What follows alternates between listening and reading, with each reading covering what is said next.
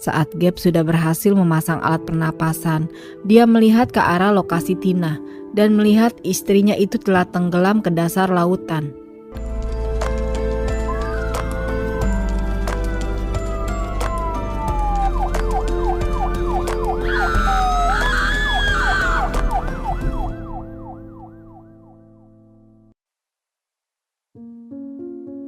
Kali ini kita akan ke negara Amerika Serikat, di mana ada seorang wanita cantik yang bernama Christina May Thomas, atau biasa dipanggil Tina.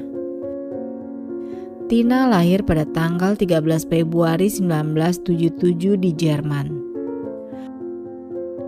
Pada tahun 1980, Tina diadopsi oleh pasangan Tommy Thomas dan Cindy. Setelah mengadopsi Tina, mereka pindah ke Alabama, Amerika Serikat. Di sanalah mereka membesarkan Tina dan putri bungsu mereka. Tina sejak kecil telah didiagnosa menderita penyakit PSPT. PSPT ialah penyakit yang mengakibatkan ritme jantung yang menjadi cepat, yang menyebabkan palpitasi seperti pusing, berkeringat, dan juga sesak nafas. Tina diharuskan minum obat-obatan, namun efek sampingnya membuat dia sakit dan selalu lelah. Capek dengan efek sampingnya, akhirnya di usianya yang ke-24 tahun, Tina memutuskan menjalani operasi pada tanggal 16 Agustus 2001. Sejak saat itu, kondisi kesehatan Tina membaik. Tina digambarkan keluarga sebagai sosok yang ceria dan bahagia.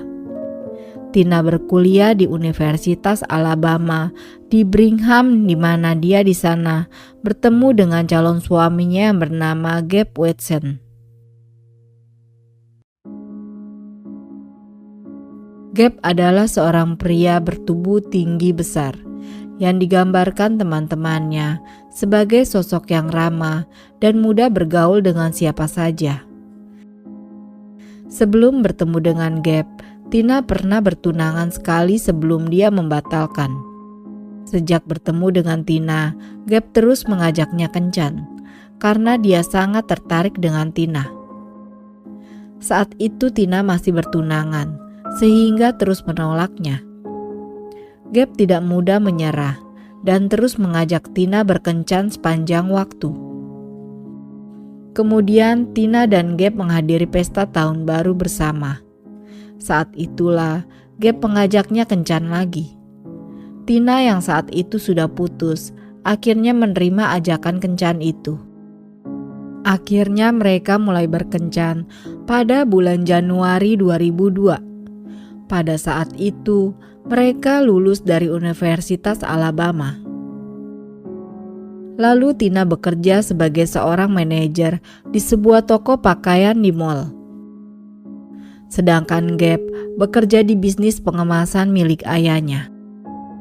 Gabe mempunyai hobi menyelam atau diving, tetapi Tina tidak benar-benar terlalu menyukainya. Sejak Tina berkencan dengan Gabe, Tina berusaha untuk bisa belajar diving mengikuti hobi Gabe, dan dia mengambil pelajaran diving. Awalnya orang tua Tina merasa khawatir karena kondisi jantungnya.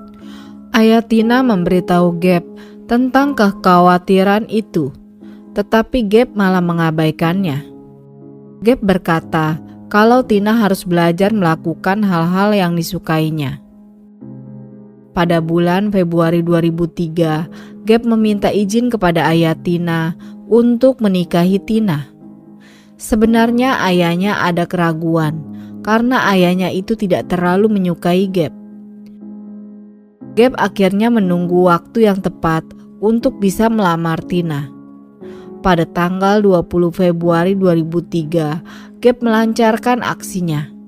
Gabe menyembunyikan cincin di dalam telur Paskah dan menyebarkan beberapa telur di sekitar rumah Tina.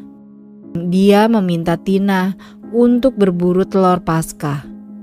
Ketika Tina berhasil menemukan cincin yang disembunyikan, saat itulah Gabe melamarnya.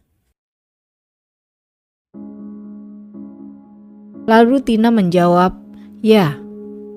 Orang tua Tina tidak terlalu senang dengan putusan itu. Mereka berpikir bahwa Gabe hanya memaksakan keinginannya saja.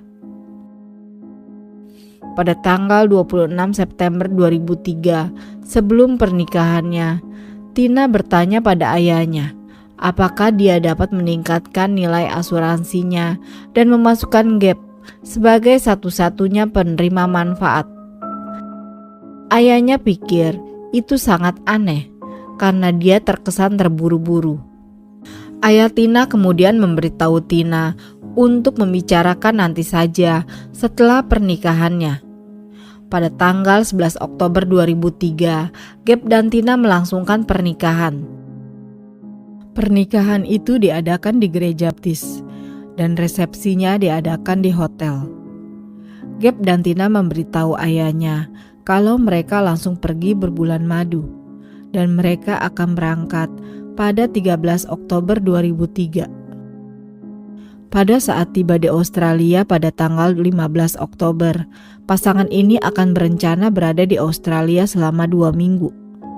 Pada minggu pertama, mereka akan berada di Sydney dan pada minggu kedua, mereka akan mengadakan perjalanan.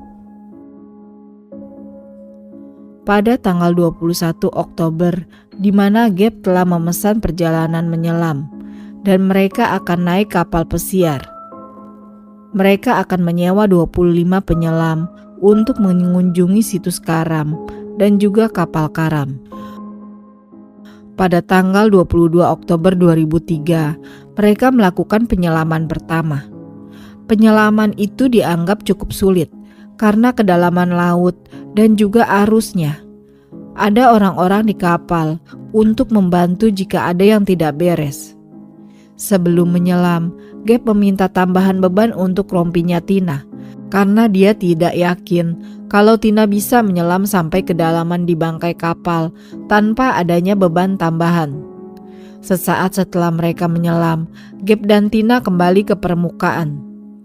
Gabe mengeluh komputer alat selangnya yang terus berbunyi dan meminta baterainya untuk diganti yang baru. Setelahnya, mereka kembali masuk ke dalam air lagi.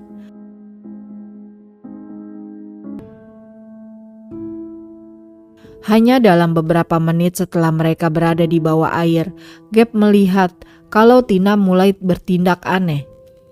Mencoba memberikan isyarat kepadanya bahwa ada yang tidak beres. Tiba-tiba Tina menjatuhkan masker pernapasan dari milik Gabe, sehingga Gabe mulai panik karena tidak mendapat asupan oksigen. Gabe yang terganggu dengan hal itu berjuang untuk memasang alat bantu nafasnya. Ini membuat dia tidak benar-benar memperhatikan apa yang terjadi dengan Tina. Saat Gabe sudah berhasil memasang alat pernapasan, dia melihat ke arah lokasi Tina dan melihat istrinya itu telah tenggelam ke dasar lautan. Gabe adalah penyelam bersertifikat, sehingga dia tahu apa yang harus dilakukan untuk menolong Tina. Tetapi dia malah muncul kembali ke permukaan. Gabe kembali lagi ke kapal dan mencoba untuk mendapatkan bantuan dari orang lain.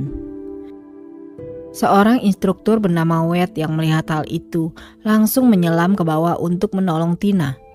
Dia meraihnya dan membawanya ke permukaan. Namun dia merasa beban Tina terlalu berat dan dia harus melepaskan satu pemberat untuk membawanya ke permukaan dengan cepat.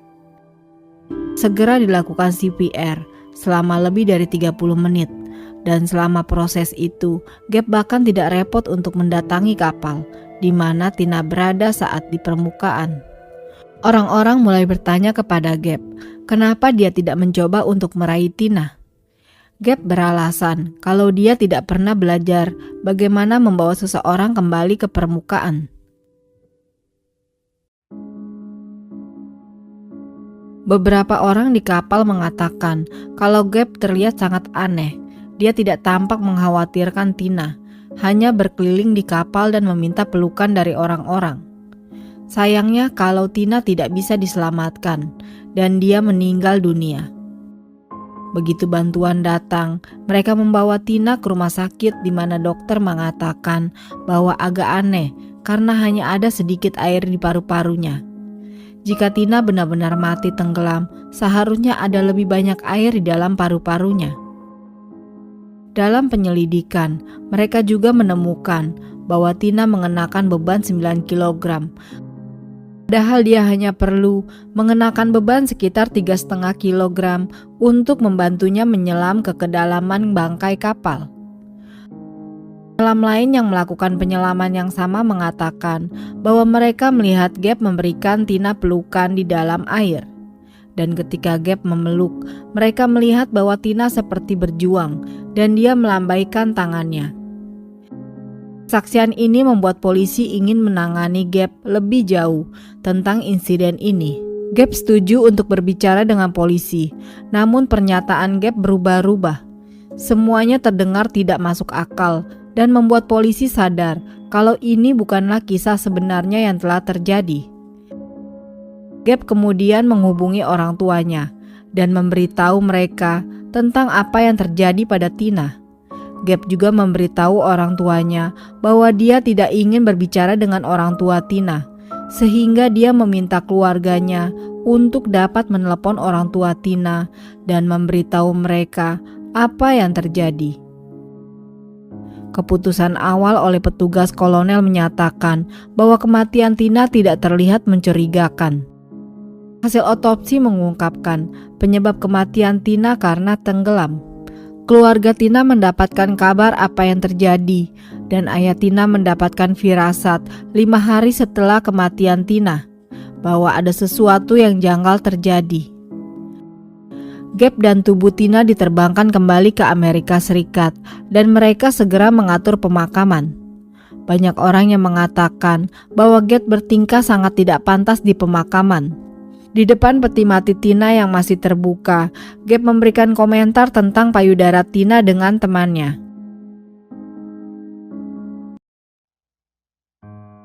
Setelah pemakaman Tina, Gabe mengajukan asuransi perjalanan dari perusahaan untuk insiden yang terjadi. Tetapi perusahaan asuransi memberitahu Gabe bahwa insiden selama di Vina tidak ditanggung oleh asuransi. Dan untuk asuransi jiwa Tina, Gabe tidak mendapatkan manfaatnya karena ayah Tina belum memasukkan nama Gabe pada asuransi jiwa milik Tina. Tanpa memberi kabar, kuburan Tina dipindahkan ke lahan yang dimiliki oleh Gabe. Dia menguburkannya di sana tanpa menaruh batu nisan. Gabe tidak memberitahu lokasi tempatnya pada ayah Tina, sehingga ayah Tina harus menemukannya sendiri. Yang anehnya, setiap ayahnya datang dan menaruh bunga di sana, bunga yang dia tinggalkan akan hilang secara misterius. Ayah Tina yakin bahwa seseorang telah mencurinya dan firasatnya mengatakan bahwa itu adalah Gabe. Dia lalu melaporkan ini ke polisi dan polisi memasang kamera di sekitar kuburan itu. Setelah dilihat rekamannya, terlihat Gabe lah yang membuang bunga itu. Saat ditanya, Gabe beralasan kalau Tina tidak menyukai bunga plastik, sehingga dia mau menghormati keinginan dari Tina. Ayah Tina tidak percaya semua cerita Gabe, dan dia merasa perlu menggali lebih dalam. Apalagi saat mengetahui bahwa Gabe tidak menuju ke kapal saat Tina diselamatkan. Saat itulah, ayah Tina memutuskan terbang ke Australia untuk berbicara langsung dengan orang-orang di kapal saat itu. Ayah Tina berbicara dengan White, instruktur yang membawa Tina kembali ke permukaan, dan dia juga berbicara dengan polisi di sana. Polisi setuju bahwa ada bukti adanya permainan curang. Mereka memutuskan pada bulan Juli 2004, kasus ini terdaftar sebagai kasus kriminal dan bukan hanya kecelakaan saja. Polisi mencatat beberapa ketidakkonsistenan tentang cerita Gabe dan bukti tubuh Tina tidak berada di lokasi yang disebutkan Gabe. Gabe juga mengatakan bahwa dalam perjalanan ke permukaan, ia bertemu dengan 2 orang penyelam dan mencoba memberitahu mereka untuk pergi membantu Tina. Tetapi polisi tidak menemukan bukti kalau memang ada 2 penyelam itu.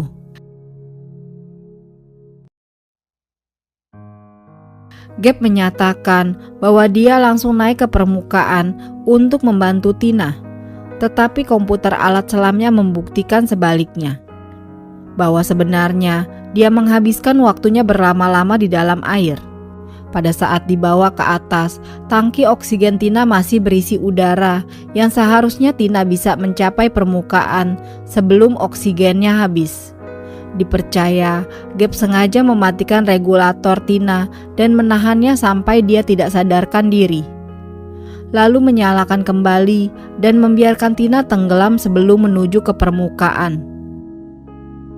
Dan ini sejalan dengan kesaksian dari penyelam lain yang menyatakan mereka melihat Gabe memeluk Tina saat di bawah air.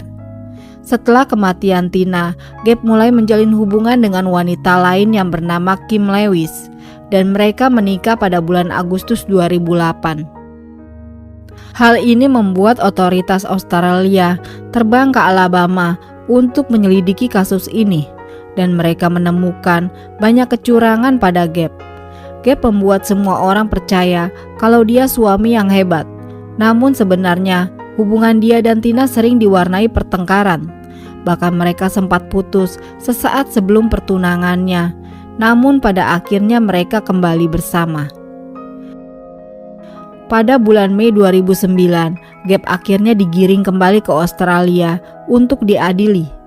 Gabe setuju untuk ke Australia dan diadili dengan syarat dakwaan pembunuhan dijadikan pembunuhan tak disengaja. Di persidangan, dia dinyatakan bersalah atas pembunuhan tak disengaja dan dijatuhi hukuman 4,5 tahun penjara. Hakim akhirnya menangguhkannya menjadi hanya 12 bulan saja. Namun Jaksa Agung Alabama mengajukan banding atas hukuman tersebut karena menurutnya itu terlalu ringan. Dan banding disetujui. Hukuman pun diubah dari 12 bulan menjadi 18 bulan. Jaksa Agung Alabama mau membawa kasus ini ke Amerika Serikat dan ingin agar Gabe diadili di Alabama. Dia mengatakan ada bukti tambahan yang belum terlihat di pengadilan Australia. Tetapi kasus Australia tidak akan mengizinkan bukti yang ditemukan di Australia untuk diadili di Amerika, tanpa janji bahwa Alabama tidak akan menjatuhkan hukuman mati.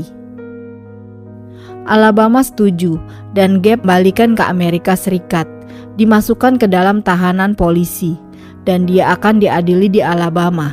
Gabe pun segera dideportasi kembali ke Amerika Serikat. Jaksa Agung mendakwa Gabe atas 2 tuduhan, yang pertama pembunuhan besar-besaran dan yang kedua penculikan dengan tipu daya. Jaksa Agung mengatakan bahwa Gabe telah menipu Tina untuk mengambil pelajaran menyelam dan menipunya untuk pergi ke Australia. Dan jaksa penuntut yakin mereka memiliki yurisdiksi atas pembunuhan berencana. Mereka mengklaim cerita versi dari Gabe tidak cocok dengan komputer alat selamnya. Menurut catatan waktu dari penyelaman Gabe menunjukkan kalau dia berlama-lama di bawah air, yang diyakini waktu itu digunakan untuk menghabisi nyawanya Tina. Selain itu, jaksa penuntut juga berpendapat bahwa alat itu tidak akan berbunyi jika baterai tidak tepat pemasangannya. Motif pembunuhan ditetapkan karena Gabe mengincar uang asuransi jiwa milik istrinya. Namun pembela menyatakan bahwa Gabe tidak menerima uang apapun dan dia tidak memiliki alasan untuk membunuh Tina karena dia mencintainya. Pembela meminta pengadilan untuk membatalkan kasus ini karena kurangnya bukti. Hakim memutuskan bahwa memang tidak ada cukup bukti untuk menghukum Gabe atas pembunuhan dan dia pun dibebaskan dari segala tuduhan. Keputusan ini tentunya mengejutkan beberapa pihak karena adanya perpecahan pendapat. Sebagian berpendapat bahwa Gabe telah merencanakan ini semua. Sebagian menganggap kalau kematian Tina disebabkan karena kecelakaan saja. Menurut pendapat kalian, apakah Gabe bersalah atas pembunuhan Tina?